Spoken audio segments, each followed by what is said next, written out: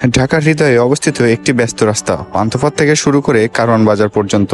প্রতিদিন লক্ষ লক্ষ মানুষের পদচারণা আর যানবাহনের শব্দে মুখর এই রাস্তা যেন এক চলমান শহরের প্রতিচ্ছবি।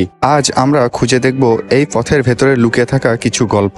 ঢাকার ব্যস্ততার প্রতিচ্ছবি যানজট। এই রাস্তায় ঘন্টার পর ঘন্টা হাজারো মানুষকে আটকে থাকতে হয়। পান্থপথ একসময় শান্ত গলি হলেও এটি আজ পরিণত হয়েছে ঢাকার সবচেয়ে ব্যস্ত শহরগুলোর একটি। এই রাস্তাটি আগে বড় থাকলেও তা এখন আর আগের মতো নেই।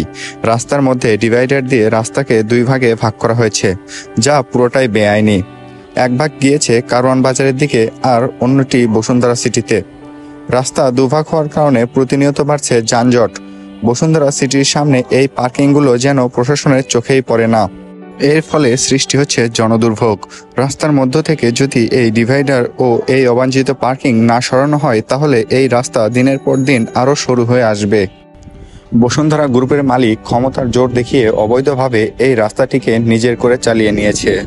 রাস্তার মাঝখানে অবৈধ পার্কিং, ফুটপাতে হকারদের দোকান, এর জন্য মানুষের সৃষ্টি হচ্ছে জনদুর্ভোগ।